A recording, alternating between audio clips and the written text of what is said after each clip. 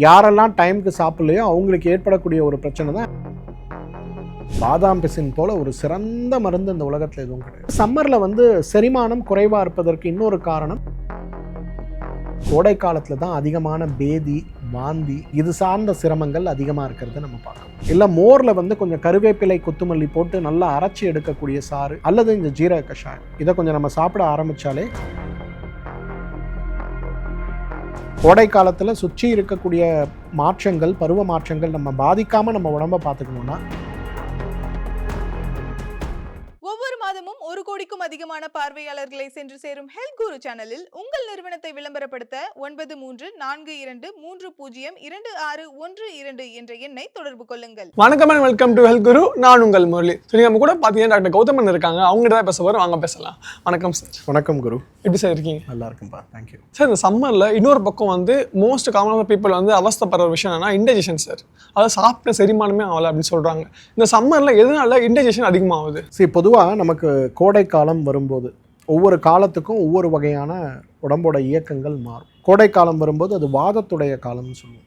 வாதத்துடைய காலம் வந்தாலே அந்த இடத்துல விஷமா அக்னின்னு சொல்லுவோம். அதாவது ஒரு நாள் நல்ல பசி இருக்கும், இல்லை ஒரு வேளை நல்ல பசி இருக்கும், மற்ற வேளை பசி குறைந்து போயிருக்கும். அதுக்கு பேர் விஷமா அக்னின்னு பேர்.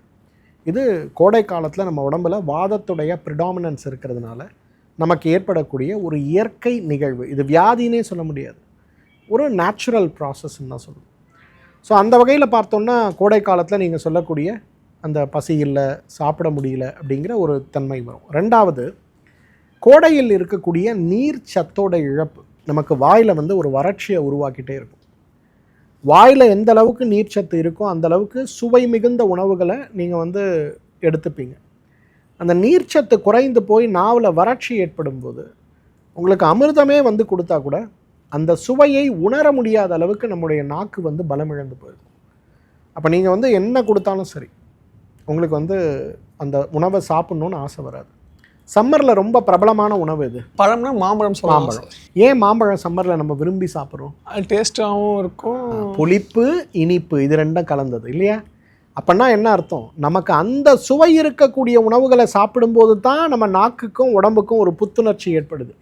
அந்த அளவு உணவு முறை மாறி போயிருக்கும்போது அப்போ அந்த மாறுதல் நமக்கு உணவுகளில் நம்ம கொண்டு வந்தோம்னா நம்மளால் சாப்பிட முடியும். ரெண்டாவது, சம்மரில் செரிமானம் குறைவாக இருப்பதற்கு இன்னொரு காரணம் திட உணவுகள் விட திரவ உணவுகள்லாம் நமக்கு பிரியம் அதிகமாக இருக்கும். இப்போ நான் உங்களுக்கு 4 இட்லி கொடுத்தா உங்களால் சரியாக சாப்பிட முடியாது.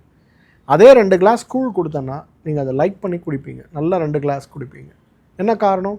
ஏன்னா திரவமாக இருக்கிறதுனால அதில் இருக்கக்கூடிய நீர் சத்து நம்ம உடம்புல அது ஒரு விருப்பத்தை உருவாக்குது.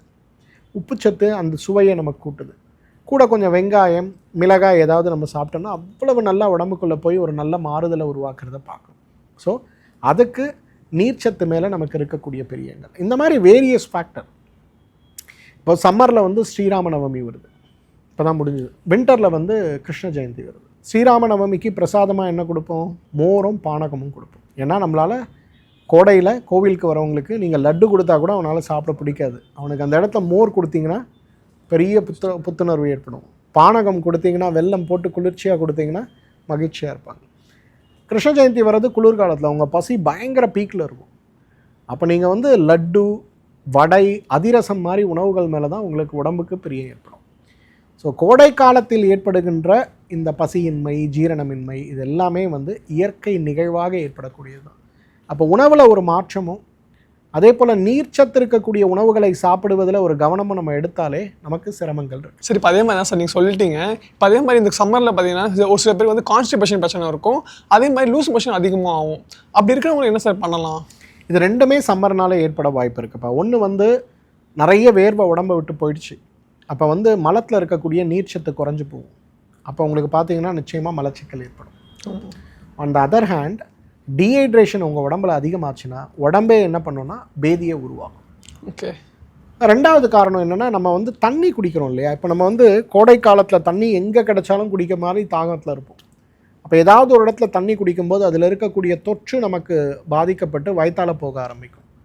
நீங்கள் நம்மளோட மெடிக்கல் ஸ்டாட்டிஸ்டிக்ஸ் எடுத்து பார்த்தீங்கன்னா கோடை காலத்தில் தான் அதிகமான பேதி வாந்தி இது சார்ந்த சிரமங்கள் அதிகமாக இருக்கிறத நம்ம பார்க்க முடியும். ஸோ ஏன் இதை சொல்கிறேன்னா, நம்ம எல்லாரும் கொஞ்சம் கவனமாக இருக்கணும். பொதுவாகவே கோடை காலத்தில் நம்மளுடைய உடல் பலம் குறைவு, அதில் பேதியும் வாந்தியும் சேர்ந்ததுன்னா திருப்பி ரிக்கவரி ஆகி வர்றதுக்கே நமக்கு ரொம்ப நாள் ஆயிரும்.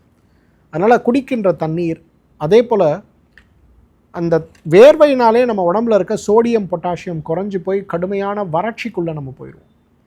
அப்போ நம்மலாம் வீட்டை விட்டு கிளம்பும் போதே என்ன பண்ணணும்னா 1 லிட்டர் தண்ணியில் ஒரு 10 மில்லி எலுமிச்சை சாறை போட்டுட்டு அதில் 1 ஸ்பூனு சர்க்கரையும் 2 சிட்டிகை உப்பும் போட்டு கலந்து கையில் கொண்டு போயிடணும். நீங்கள் ட்ராவல் போகிறீங்க, பஸ்ஸில் போகிறீங்க, 2 வீலரில் போகிறீங்க, என்ன பண்ணாலும் அதை கையில் கொண்டு போயிடணும். 2 மணி நேரத்துக்கு ஒரு முறை ஏதாவது ஒரு இடத்துல ஒரு கிளாஸ் ஒரு 50 மில்லி அதை குடிச்சிட்டிங்கன்னா உங்களுக்கு தேவையான நீர்ச்சத்தும் கிடைக்கும், உங்களுக்கு தேவையான உப்புச்சத்தும் கிடைக்கும். அப்போ இந்த பேதியோ அல்லது மலச்சிக்கலோ உங்களுக்கு வரதுக்கான வாய்ப்பு கிடையாது. 2வது மலச்சிக்கல் வரதுக்கு இன்னொரு காரணம் நம்ம முதல்ல பேசுனது தான். சம்மரில் நீங்கள் நினச்சா கூட 4 இட்லியை சாப்பிட முடியாது, திரவ உணவை தான் சாப்பிடுவீங்க. அப்போ திரவ உணவை நீங்கள் சாப்பிடும்போது நேச்சுரலி உங்களுக்கு மலச்சிக்கல் வரும். நிறைய திரவ உணவுகளை பழச்சாறுகளாக நீங்கள் சாப்பிட்டீங்கன்னா அப்போ லூஸ் மோஷனும் வரும். ஸோ இது ரெண்டும் ஒன்றோட ஒன்று இருக்கக்கூடிய நிகழ்வுகள் தானே தவிர இது ஒன்றும் பாதிப்பு இருக்கக்கூடிய விஷயம் இல்லை. ஆனால் டீஹைட்ரேஷன் வராமல் சம்மரை நம்ம எப்படி மேனேஜ் பண்ணுறோமோ அவ்வளோ ஹெல்த்தியாக நம்ம இருக்க முடியும். சார் அதே மாதிரி இன்னொரு பக்கம் பார்த்தீங்கன்னா நெஞ்செரிச்சல் பிரச்சனை அதிகமாக பாதிக்கப்படுறாங்க சார். நம்ம ஃபுட்டு சாப்பிடுவோம், ஃபஸ்ட்டு ஒரு 1/2 அன் ஹவர் நல்லாயிருக்கும், அடுத்த 1/2 அன் ஹவர் பார்த்தீங்கன்னா ரொம்ப எரிகிற மாதிரி இருக்கும், எரிச்சலாக இருக்கும். அது என்ன சார் பண்ணலாம்? பொதுவாக ஆசிட் ரிஃப்ளெக்ஸ் அப்படிங்கிறது இன்றைக்கி யாரெல்லாம் சரியாக தூங்கலையோ, யாரெல்லாம் டைமுக்கு சாப்பிட்லையோ அவங்களுக்கு ஏற்படக்கூடிய ஒரு பிரச்சனை தான் ஆசிட் ரிஃப்ளெக்ஸ். தண்ணியில் கொஞ்சம் ஜீரகம் போட்டு நல்லா கொதிக்க வச்சு, இல்லை மோரில் வந்து கொஞ்சம் கருவேப்பிலை கொத்துமல்லி போட்டு நல்லா அரைச்சி எடுக்கக்கூடிய சாறு அல்லது இந்த ஜீரக கஷாயம், இதை கொஞ்சம் நம்ம சாப்பிட ஆரம்பித்தாலே நமக்கு ஹெல்த் ரொம்ப பெரிய அளவில் முன்னேற்றம் அடையிறத நம்ம பார்க்க முடியும். பொதுவாக ஒவ்வொரு காலநிலைக்கும் நம்முடைய வாழ்வியல் முறையை நம்ம மாற்றிக்கணும். ஃபார் எக்ஸாம்பிள் சம்மரில் மோர் நிறைய சாப்பிட்றது, கூழ் நிறைய குடிக்கிறது, ஜீரக கஷாயம் குடிக்கிறது, அல்லது நன்னாரி வெட்டிவேர் சார்ந்த அந்த சிறப்பெல்லாம் நமக்கு கிடைக்கும். அதெல்லாம் கொஞ்சம் போட்டு தண்ணி போட்டு கலந்து அதெல்லாம் குடிச்சோன்னா குளிர்த்தன்மை அதிகமாகும்போது நமக்கு இந்த பிரச்சனைகள் வராமல் இருக்கும். அதே போல் குளிர்காலம் வரும்போது அப்போ வெந்நீர் போன்ற உணவுகளை சாப்பிட்டோன்னா நெஞ்செரிச்சல் வராது. உடம்புக்கு என்ன பழக்கம் இருக்குன்னா, வெளியில் அதிகமான சூடுனா உள்ள குளிர்ச்சி அடைய ஆரம்பிக்கும், வெளியில் அதிகமான குளிர்ச்சினா உடம்பு கதகதப்பாக மாற ஆரம்பிக்கும். ஸோ நம்ம அதுக்கேற்ற மாதிரி நம்மளோட உணவு முறைகள், தண்ணீர் குடிக்கிற பழக்கங்கள், நன்னாரி சர்பத்தே இந்த கிளைமேட்டுக்கு பெஸ்ட்டு மருந்து. ரொம்ப குளிர்ச்சியான 1/2 ஸ்பூன் நன்னாரி எசன்ஸ் எடுத்து அதில் வந்து நல்லா தண்ணி போட்டு கலந்து ஒரு 10 சொட்டு எலுமிச்சை சாறு போட்டு குடிங்க. உங்கள் நெஞ்சரிச்சல்லாம் 5 நிமிஷத்தில் சரியாக போகும். நெஞ்சரிச்சல் போக சிம்பிளாக குடிச்சாலே போதும் அப்படின்னு. சார் நீங்கள் ஸ்டார்டிங் சொல்லியிருந்தீங்க வெட்டி வேர் நன்னாரி சர்பத்லாம் வந்து உடல் சூட்டை கம்மி பண்ணும் அப்படின்னு. ஆனால் ஒரு சில பேர் பார்த்தீங்கன்னா பாதாம் பிசினை வந்து அதிகமாக இது பண்ணுறாங்க. பாதாம் பிசின் உண்மையிலே நல்லதா நம்ம உடம்புக்கு? பாதாம் பிசின் போல் ஒரு சிறந்த மருந்து இந்த உலகத்தில் எதுவும் கிடையாது. ஒரு ஆற்றலை கொடுக்கறதுக்கும், அதே நேரத்தில் உடம்போட இயக்கத்தை சீராக்கிறதுக்கும், உடம்புல இருக்க பித்தத்தை குறைக்கிறதுக்கும், ஏன் நீங்கள் இளமையாக இருக்கிறதுக்கும் பாதாம் பிசின் ஒரு சிறந்த உணவு. பாதாம் பிசின் நம்ம ஒரு தமிழ் உணவு கிடையாது, முதல்ல நீங்கள் புரிஞ்சுக்கணும். பாதாம் பிசின் எப்படி நமக்கு வந்ததுன்னா, முகலாயர்கள் நம்ம நாட்டை ஆண்ட வரும்போது அவங்க கொண்டு வந்த அவங்களுடைய பாரம்பரிய உணவில் ஒன்றா இருக்கிறது தான் பாதாம் பிசின். பாதாம் மரமே நம்ம ஊருக்கு சொந்தமானது கிடையாதுன்னு வச்சுங்களேன். அப்போ வரும்போது அவர்களுடைய உணவு முறை பார்த்திங்கன்னா பெரும்பாலும் அசைவம் சார்ந்த உணவு முறை. இப்போ சரபேந்திர பாகசாஸ்திரம்னு ஒரு புத்தகம் இருக்குது. சரபேந்திர மன்னர்கள், தஞ்சாவூரை ஆண்ட சரபோஜி மன்னர்களுடைய வம்சம் வந்து அவங்களோட சமையல் முறையை டாக்குமெண்ட் பண்ணி வச்சிருக்கோம் ஒரு 500, 600, 700 வருஷத்துக்கு முன்னாடி. அப்போ அவங்களோட உணவு முறை பார்த்திங்கன்னா, ஒரு விருந்து அப்படின்னா ஒரு அரசர் ஒரு ஆடை ஒன்றாக சாப்பிடுவார். ஒரு ஆடு. அதே போல் அவங்க பிரியாணி அப்படின்னா ஒரு மலை போல் பிரியாணி கொண்டு வந்து அவருக்கு வைப்பாங்களாம். அவரோட உணவுங்கிறது நம்ம சாதாரணமாக இன்றைக்கு ஒரு 10 பேர் சாப்பிடக்கூடிய உணவை ஒரு ஆளாக அந்த அரசர் சாப்பிடுவார். அவ்வளவு பெரிய உணவாக அது இருக்குமா. அப்போ அதனால் ஏற்படுகின்ற சிரமமாக மலச்சிக்கலோ உடல் சூடோ வராமல் இருக்கிறதுக்கு அவங்க குடிக்கக்கூடிய முக்கியமான ஒரு உற்சாக பானம், ஒரு எனர்ஜி ட்ரிங்க் எதுன்னு கேட்டிங்கன்னா, பாதாம் பிசினில் செய்யக்கூடிய இன்றைக்கு உலகமெல்லாம் பிரபலமாக நம்ம பேசிகிட்டு இருக்க ஜிகர்தண்டா தான். சரிங்களா? ஜிகர்தண்டா மதுரை ஃபேமஸ்ன்னு நம்ம சொல்கிறோம். ஆனால் அதோட ஆரம்பம் எங்கன்னு பார்த்தா இந்த சரபோஜி மன்னர்கள் கொண்டு வந்ததும், அதே போல் நாயக்கர்கள் அதை ரொம்ப அழகாக அடாப்ட் பண்ணி அவங்க உணவில் கொண்டு போனதும் தான். சரிங்களா? ஸோ பாதாம் பிசின் கோடையோட குளிர்ச்சிக்கு ஒரு சிறந்த மருந்தான்னு கேட்டால் 100%.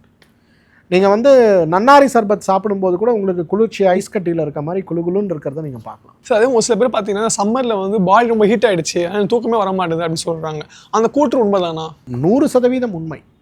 இப்போ நம்மலாம் இப்போ ஒரு ஏர் கண்டிஷன் ரூமில் உட்காந்துருக்கோம், இப்போ கம்ஃபர்டபுளாக நம்ம பேசுகிறோம். இதே யோசிச்சு பாருங்கள், இங்கே பவர் கட் ஆகிடுச்சு, ஏர் கண்டிஷன் கிடையாது, ஜன்னலை திறந்து வச்சுட்டு நம்ம சும்மா இருக்க முடியுமா?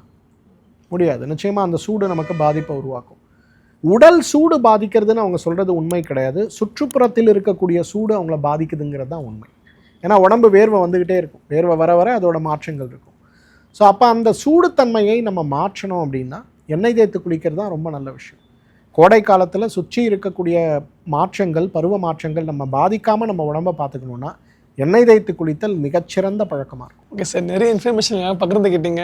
உங்கள் நேரத்தை எங்களுக்கு கொடுத்ததுக்கு மிக்க நன்றி சார். வணக்கம். ஒவ்வொரு மாதமும் 1 கோடிக்கும் அதிகமான பார்வையாளர்களை சென்று சேரும் ஹெல்த் குரு சேனலில் உங்கள் நிறுவனத்தை விளம்பரப்படுத்த 9342302612 என்ற எண்ணை தொடர்பு கொள்ளுங்கள்.